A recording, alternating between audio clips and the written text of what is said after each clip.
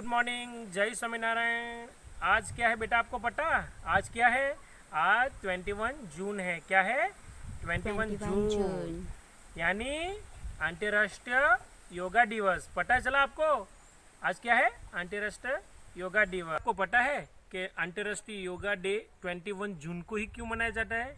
उसकी पहल माननीय श्री नरेंद्र मोदी जी ने की थी। अंतर्राष्ट्रीय योग दिवस की शुरुआत प्रधानमंत्री नरेंद्र मोदी की पहल से हुई है।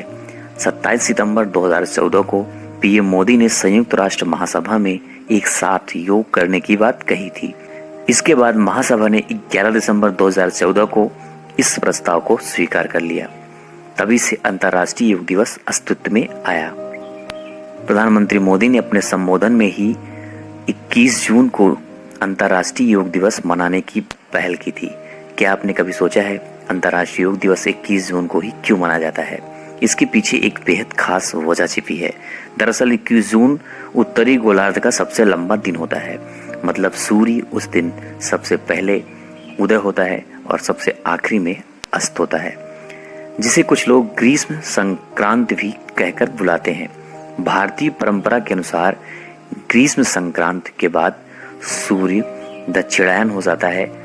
कहा जाता है कि सूर्य के दक्षिणायन का समय आध्यात्मिक सिद्धियां प्राप्त करने में बहुत लाभकारी होता है। इसी वजह से 21 जून को अंतर्राष्ट्रीय योग दिवस के रूप में मनाया जाता है और यही वजह थी कि प्रधानमंत्री मोदी ने भी 21 जून को ही मनाने के लिए पहल की थी। चलो हम अभी योगा करते हैं और उसके बेनिफिट देखते हैं। आप लोग भी मेरे साथ करना। बेटा, हम पद्मासन में कैसे बैठना है आपको बताते हैं। पद्मासन की स्थिति में पद्मासन। Good, excellent, good. Close your eyes. और इसी स्थिति में हम ओमकार का मंत्र जप करेंगे। चलो मेरे साथ। ओ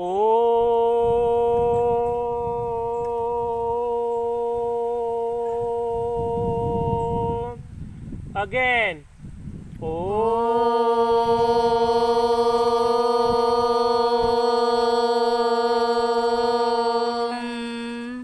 अगेन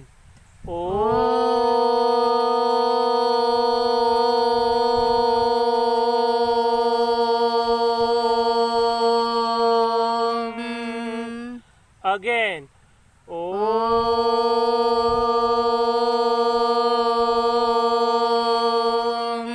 ओम का उच्चारण करते हैं, जो कि बेहद फायदेमंद है। एक थेरेपी के रूप में इसके उच्चारण पर जोर इसलिए दिया जाता है क्योंकि इससे उत्पन्न होने वाला कंपन हमारे शरीर में काफी पॉजिटिव इफेक्ट डालता है। ओम एक कॉस्मिक ध्वनि है जो ब्रह्मांड के निर्माण के समय भी मौजूद थी। ओम उच्चारण से कई तरह के शारीरिक और मानसिक लाभ होते हैं। ओम का उच्चारण हमारे नर्वस सिस्टम पर भी बहुत सकारात्मक प्रभाव डालता है।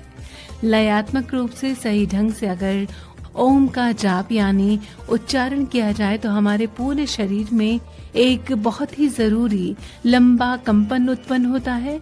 इससे रक्तचाप में कमी आती है और शरीर को सुकून मिलता है।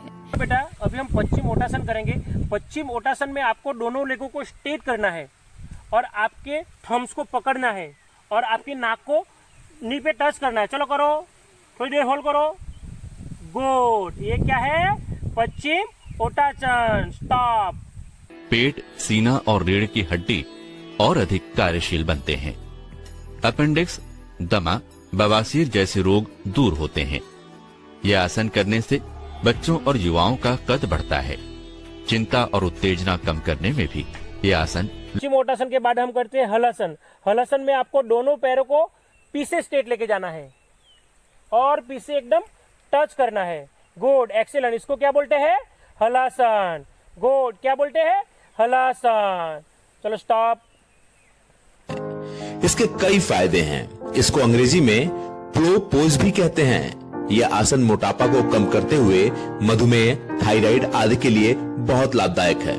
इस आसन से गर्दन लचीली और वजन कम होता है। तो आइए हलासन से होने वाले लाभ के बारे में विस्तार से जानते हैं। हलासन आसनों की दुनिया में बहुत ही महत्वपूर्ण योगाभ्यास है और इसके कई फायदे हैं। इस आसन के नियमित अभ्यास से आप अपने पेट की चर्बी को कम कर सकते हैं और अपने वजन पर काबू पा सकते हैं। इस आसन के अभ्यास से खून का बहाव सिर के क्षेत्र की तरफ ज्यादा होने लगता है और आपको पता है कि यह बालों के लिए बहुत अच्छा होता है। इसके रोजाना अभ्यास से आपके चेहरे में निखार आने लगता है। यह थायराइड एवं पाराथायराइड ग्रंथि के लिए बहुत ही मुफीद योगाभ्यास है। यह मेटाबॉलिज्म को कंट्रोल करता है और शरीर के वजन पर नियंत्रित रखते हुए आपको बहुत सारी परेशानियों से बचाता है। यह अपच और कब्ज में भी बेहद लाभकारी है। यह मधुमेह के लिए बहुत लाभकारी है। जो लोग बवासीर से ग्रस्त हैं, उन्हें इस आसन का अभ्यास जरूर करना चाहिए। यह आपको गले के विकारों से बचाता ही है और जिनके शरीर में और सिर में दर्द की शिकायत होती है, उन्हें भी यह आसन जरूर करना चाहिए। आसन को करने जा रहे हैं उसे हम स्वास्तिका आसन कहते हैं। स्वास्तिका आसन के अभ्यास के लिए नीचे दरी बिछाकर बैठ जाएं। इसके बाद दाएं पैर को घुटने से मोड़कर सामान्य स्थिति में बाएं पैर के घुटने के बीच दबाकर रखें और बाएं पैर के घुटने को मोड़कर दाएं पैर की पिंडली पर रखें। फिर दोनों हाथों को दोनों घुटनों पर रखकर ज्ञान मुद्रा बना लें। इस मुद्रा में तीनों उंगलियों को खोलकर तथा अंगूठे व कनिष्ठा उंगली को मिलाकर रखें। अब अपनी दृष्टि को नाक के अगले भाग पर स्थिर कर मन को एकाग्र करें। आसन की इस स्थिति में जितनी देर संभव हो उतनी देर रहें। इस आसन के अभ्यास से पैरों का दर्द दूर होता है, पैरों में पसीना आना व पसीने से बदबू आना दूर होता है। इस आसन का अभ्यास आप 10 से 20 मिनट तक कर सकते हैं। ये गौमुख आसन की जो कि आज का दूसरा योगा है। इसे करने के लिए दोनों पैर सामने फैलाकर बैठें। बाएं पैर को मोड़कर एड़ी को दाएं नितंब के पास रखें। दाएं पैर को मोड़कर बाएं पैर के ऊपर इस तरह रखें कि दोनों घुटने एक दूसरे के ऊपर हो जाएं। दाएं हाथ को ऊपर उठाकर पीठ की ओर मोड़िए तथा बाएं हाथ को पीठ के नीचे से लाकर दाएं हाथ को पकड़िए। गर्दन और कमर सीधी रखिए। एक ओर से लगभग 1 मिनट तक करने के पश्चात दूसरी ओर से इसी प्रकार करें। कुछ सेकंड इस अवस्था में रहने के बाद वापस अपनी पूर्व अवस्था में आ जाएं। यह आसन अंडकोश वृद्धि एवं आंत्र वृद्धि में लाभप्रद होता है। धातु रोग, बहुमूत्र एवं स्त्री रोगों में भी ये लाभकारी माना जाता है। आसन जिसे गोरक्षासन कहते हैं। इसे करने के लिए सबसे पहले आप जमीन पर बैठकर पांव सामने फैलाएं। पांव को घुटने से मोड़ें और अब दोनों पैरों की एड़ियां एक साथ लेकर आएं। ध्यान रहे छाती ना मुड़े, दोनों घुटने जमीन से सटे हुए हों।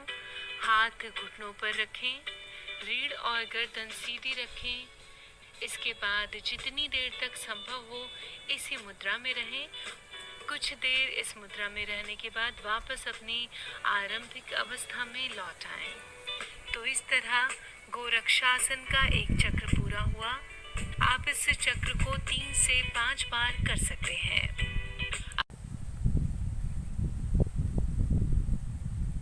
त्रिकोणासन। अपने पैरों को चौड़ा करके सीधे खड़े रहिए।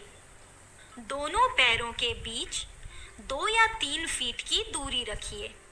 अपनी कमर को सीधा रखते हुए अपने एक हाथ को हवा में उठाइए और दूसरे हाथ को जमीन की तरफ ले जाएं।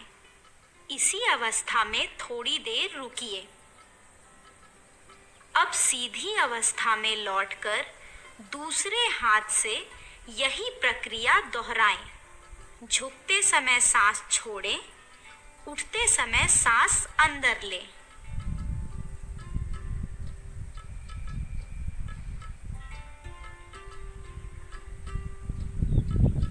त्रिकोणासन के फायदे। शरीर मजबूत और लचीला बनता है। इस आसन से मोटापा दूर होता है। अनुलोम विलोम करने के लिए किसी भी आरामदायक स्थिति में बैठ जाएं। अगर ज़मीन पर बैठना मुमकिन ना हो तो आप कुर्सी पर भी बैठ सकते हैं। इसके बाद अपने बाएं हाथ के अंगूठे के साथ बाएं नथुने को बंद करें। दाएं नथुने से श्वास लें। श्वास धीरे धीरे लें। मन में 5 तक की गिनती करें। दायां हाथ दाएं घुटने पर टिका होना चाहिए। इस हाथ से चिन्ह मुद्रा बनाकर रखें। अब बाएं नथुने को छोड़ दें। हाथ की रिंग फिंगर से दाएं नथुने को बंद कर लें। 5 की गिनती करते हुए दाएं नथुने से श्वास छोड़ें। इसके बाद दाएं नथुने से 5 तक की गिनती करते हुए श्वास लें। फिर इस नथुने को छोड़ दें और बाएं नथुने को बंद करें और उससे श्वास छोड़ें।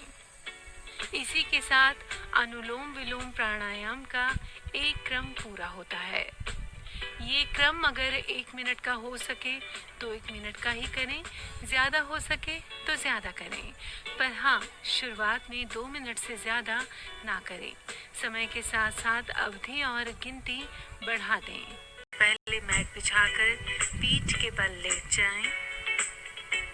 अब दोनों पैरों को धीरे धीरे उठाकर 90 अंश तक लाएं।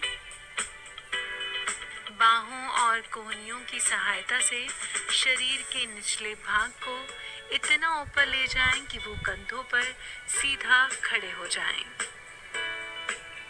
पीठ को हाथों का सहारा दें।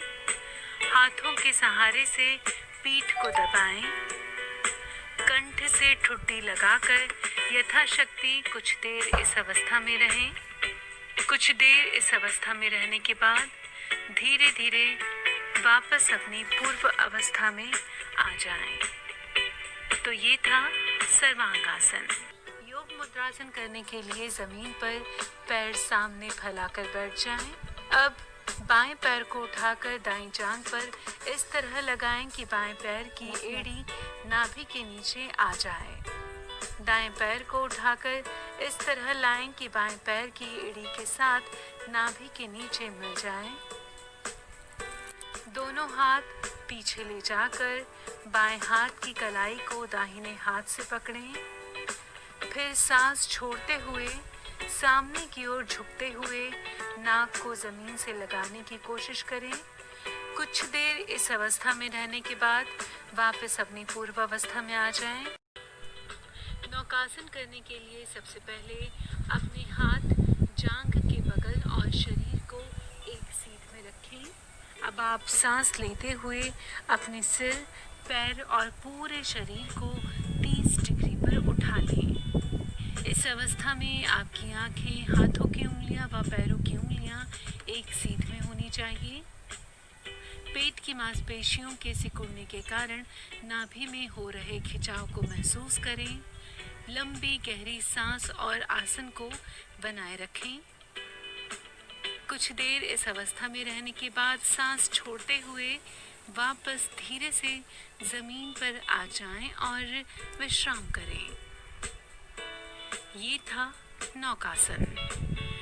बात करें अगर नौकासन से होने वाले लाभ की, तो नौकासन कमर व पेट की मांसपेशियों को मजबूत बनाता है। ये एक अकेला ऐसा आसन है जिसे आप खाना खाने के 5 मिनट के बाद भी कर सकते हैं। तो चलिए जानते हैं कैसे करते हैं ये आसन। तो उन घुटनों को मोड़ लें और पंजों के बल नीचे जमीन पर बैठ जाएं। ध्यान रहे कि दोनों पैरों के अंगूठे आपस में मिले हुए हों, पर एड़ियों में दूरी होनी चाहिए। शरीर का पूरा भार आप पैरों पर डालें। कमर बिल्कुल सीधी रखें। अब इसी अवस्था में 5 से 10 मिनट बैठे रहें और लंबी लंबी सांस लें। वज्रासन के दौरान शरीर के मध्य भाग पर सबसे ज़्यादा दबाव पड़ता है। इस दौरान पेट और आंतों पर हल्का दबाव पड़ता है, जिससे कब्ज की दिक्कत दूर होती है और पाचन ठीक रहता है। आसन है पर्वतासन। इस आसन को करने के लिए सबसे पहले पद्मासन में बैठ जाएं।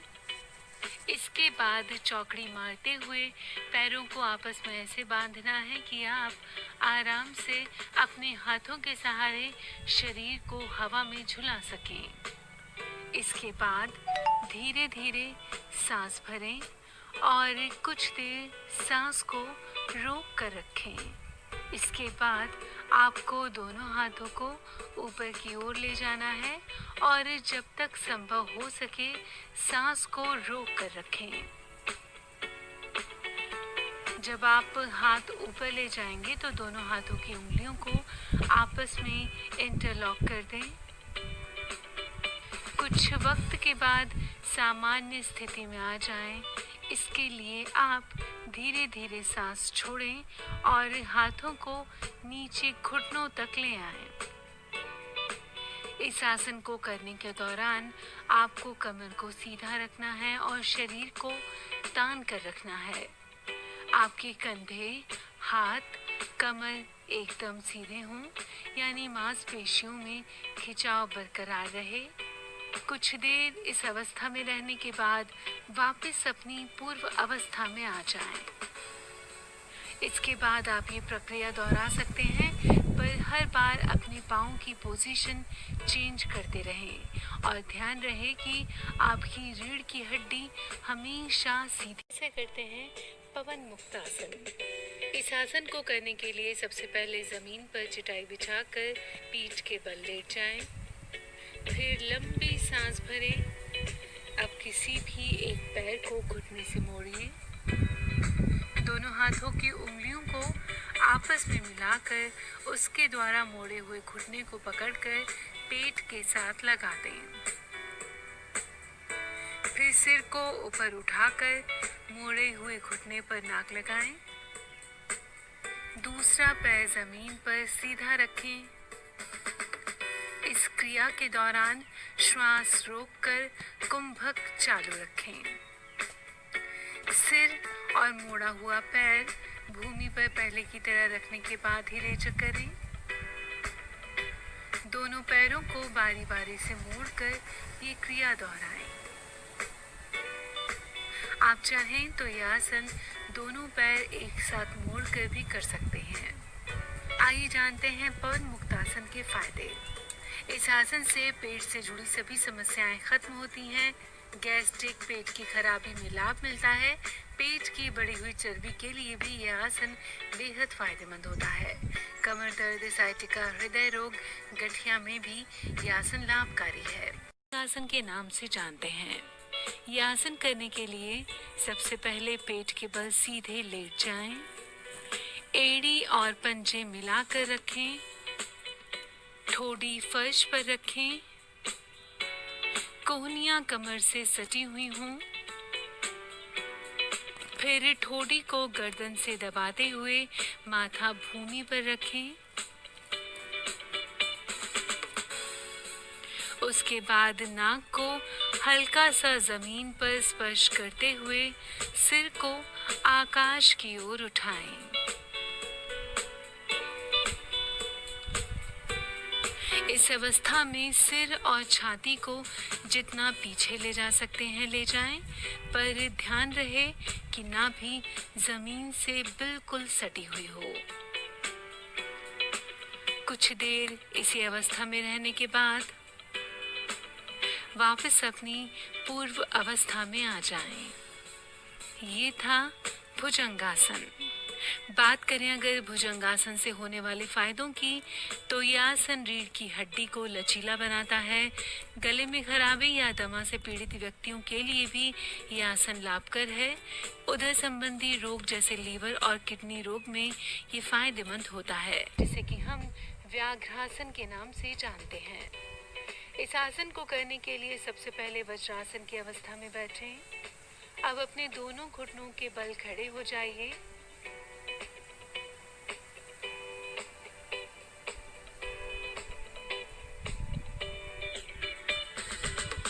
और अपने दोनों हाथों को आगे की तरफ रखिए।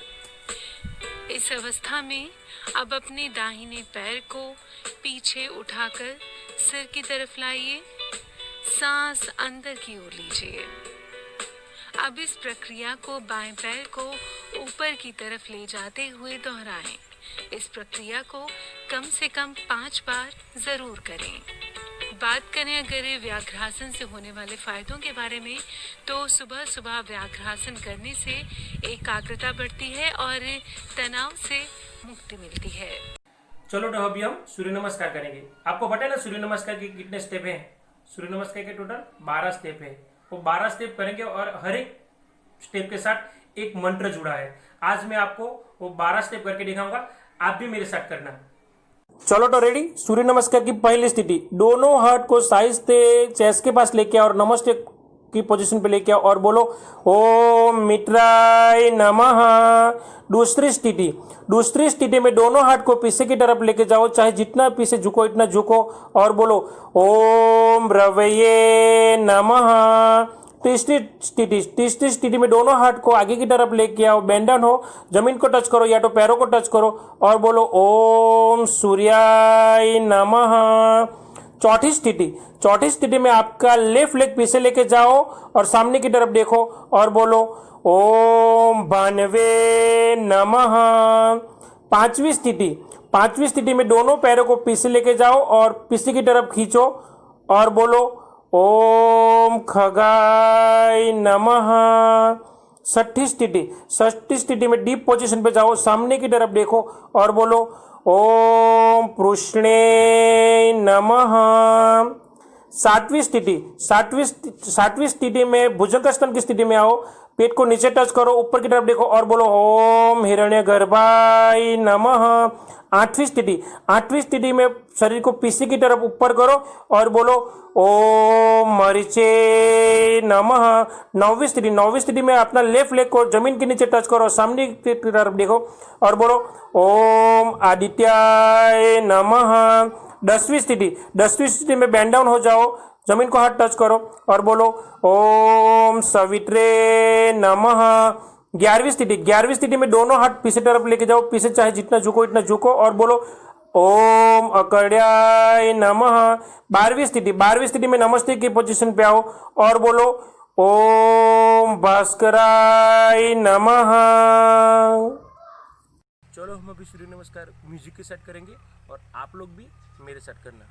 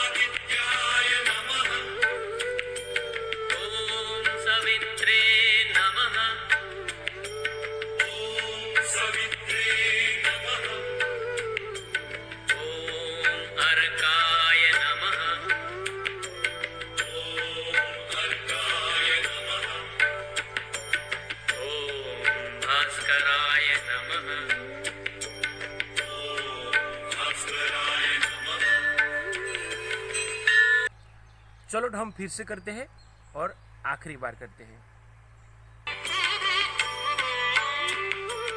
ओम मित्राय नमः। ओम मित्राय नमः। ओम रवये नमः। ओम रवये नमः। ओम सूर्याय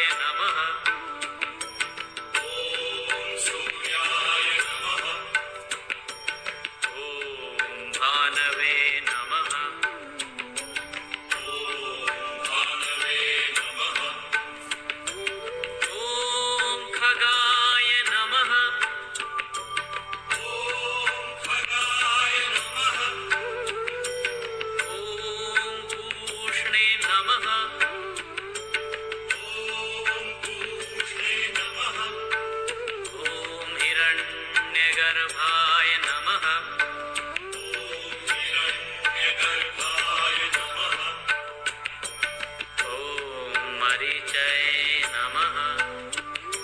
ओम आदित्याय नमः।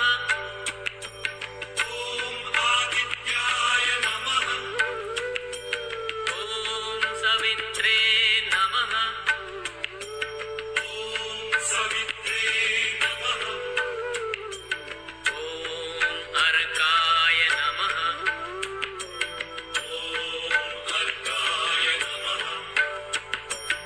ओम भास्कराय नमः। चलो, कैसा रहा योगा डे? आपने मेरे साथ किया ना? आपने मुझे फॉलो किया, मुझे अच्छा लगा। Thank you. जय स्वामीनारायण।